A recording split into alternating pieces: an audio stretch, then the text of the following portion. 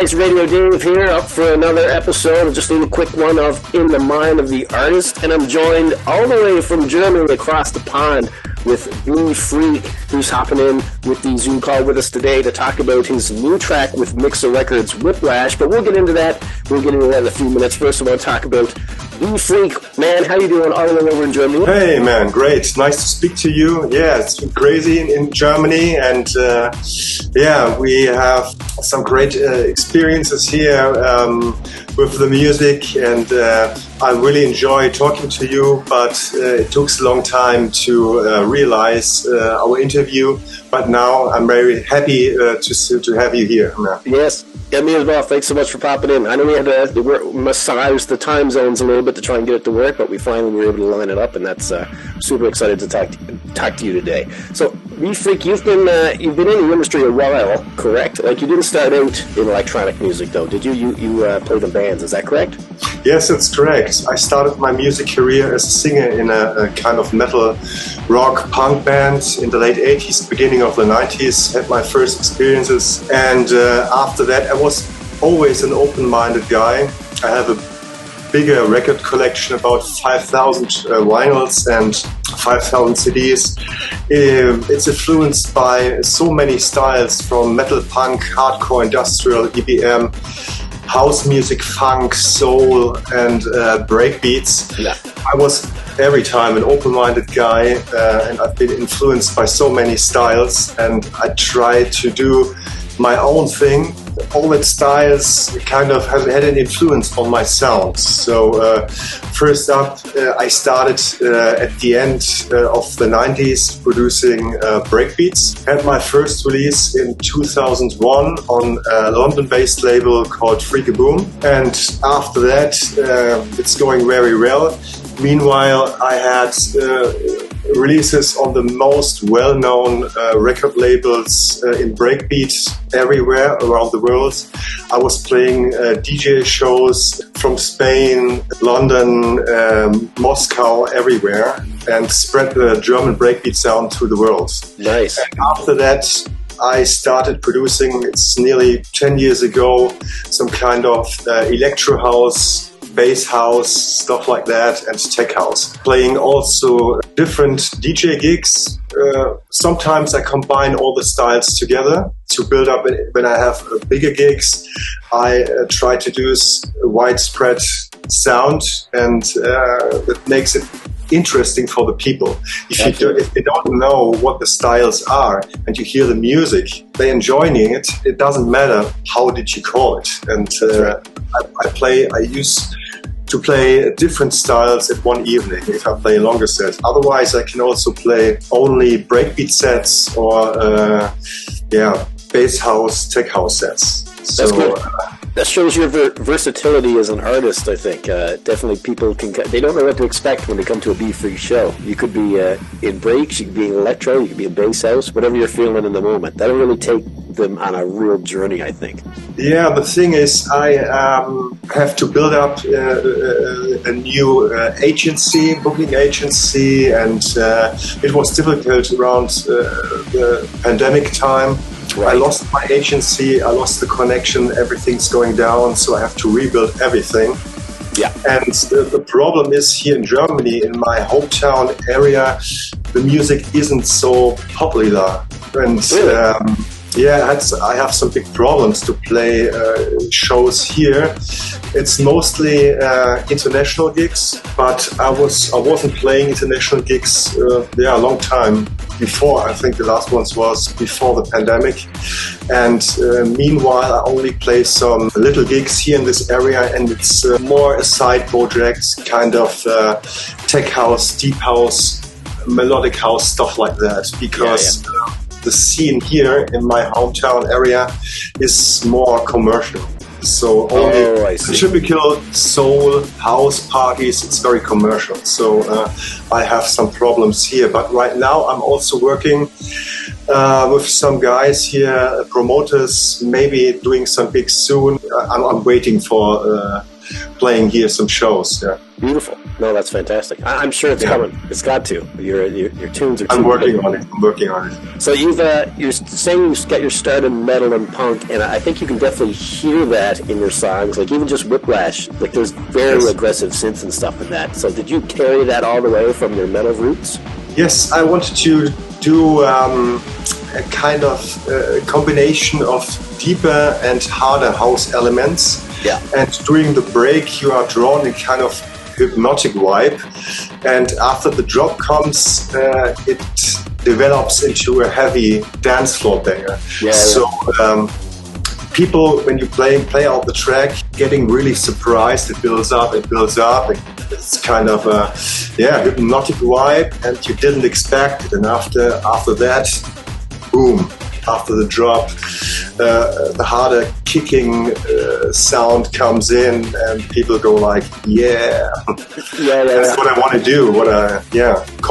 Combination of these styles, a more deeper hypnotic with some kind of electro bass house style, harder style, but still that it works on the dance floor. It's not too hard. So a good combination of that. That's right. You got to have a balance. Yes. No, that's good.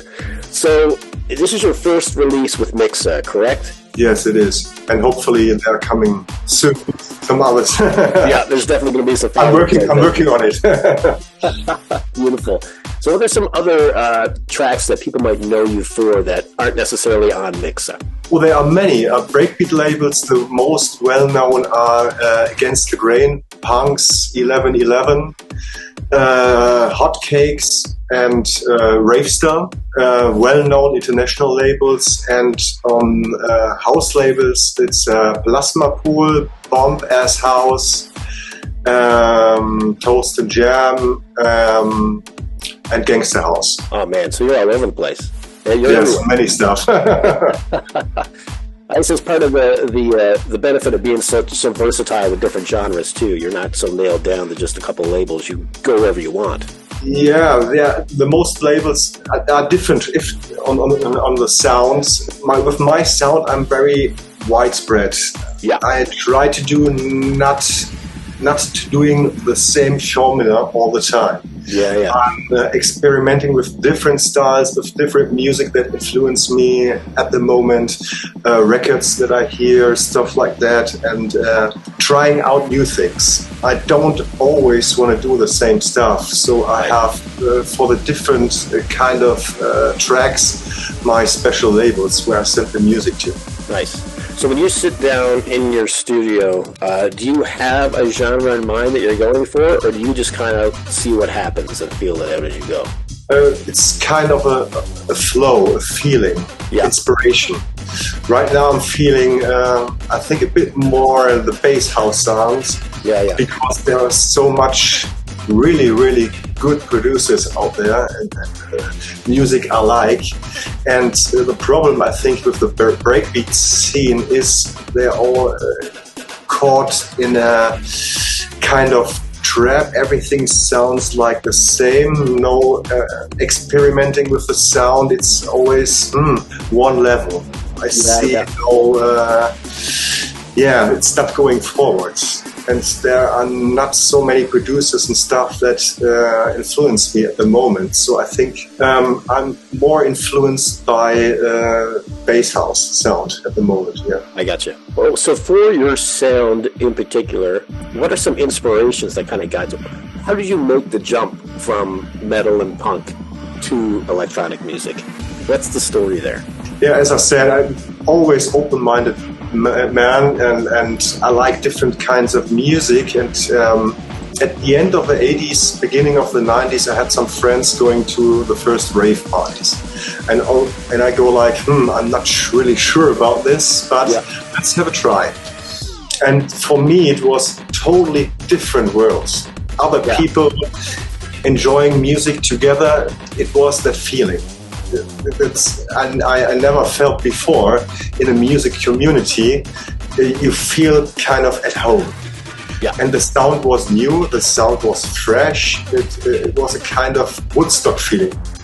It was completely new, and I go like, wow, this is I love it.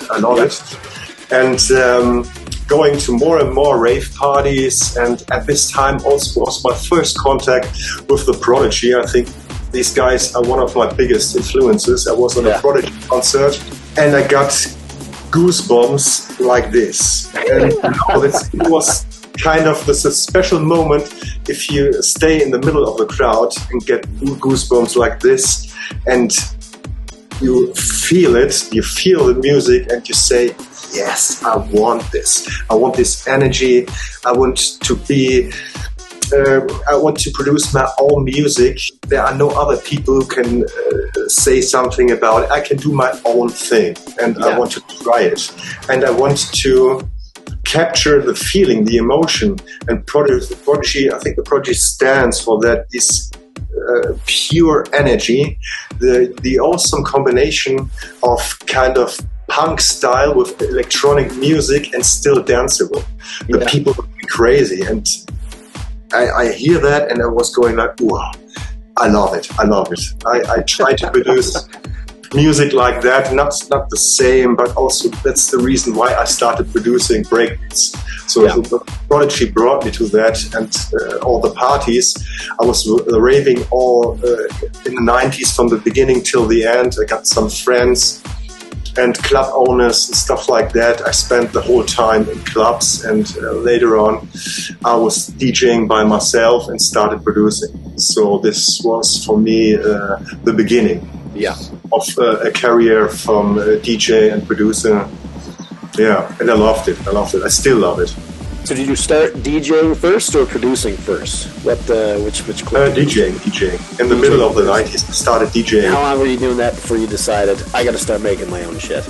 I had a friend of mine, and he was a very, very good producer, and he had a main influence on me, and I always was looking up for him and his production style, and I go like, can you teach me that? Yeah. And so I come to his studio, and he teaches me how to produce. I learned the first steps and bought some equipment first, and he helped me, and he was at this time one of the best producers I know. And he was teaching me all the different stuff I need to know, and so for me it was the entrance into the electronic music scene. So the equipment back then would have been a lot more analog then?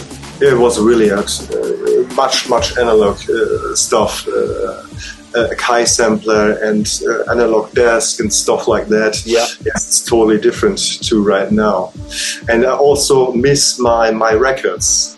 There was a time, first up I was DJing with records, and I still do sometimes, but it was a different feeling. To produce on equipment like this, it was what I think a bit more real. You have to put everything on knobs, everything was kind of analog, and you have to think about how to realize sounds. And you have not so much stuff, equipment, technology like today. And so you have to think about, if you want to build up the sound, you have to think about it. How can I do it? I only have this and this channels, and I have this equipment. You work with resampling, stuff like that, and it was harder, but you were more into it. The same stuff on the producing side was with DJing. If I have my vinyls, I see the cover artwork. I know what I want to play. I see the records, and you got something physical. You got something in your hands. For sure. And until today, I'm not really. I got everything on my USB stick, but I'm not so happy like in the past when you have the records, you see it, you got something physical in your hands, and I love that.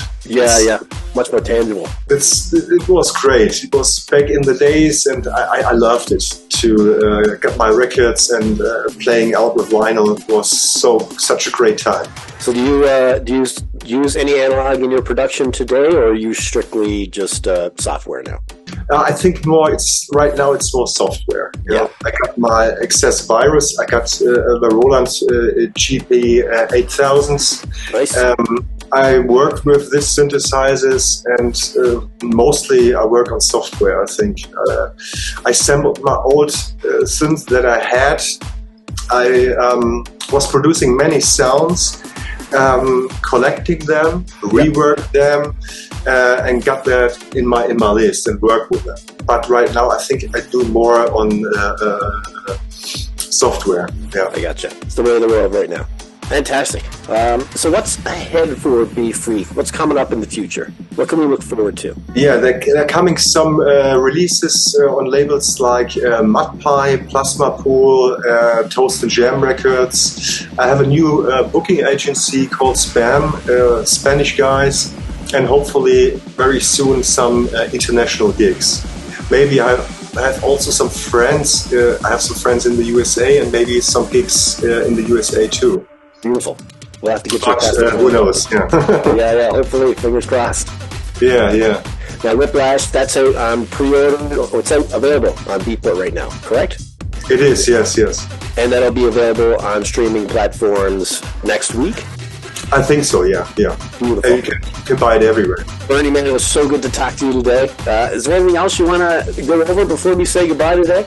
I got nothing really special at the moment, but maybe I have some ideas. We can do a second interview if you're up to it. Yeah, once we get you back on the road, we'll line it up again. It was very nice to talk to you, man. You as well. Thank you so much, B-Phreak, for chatting with me today.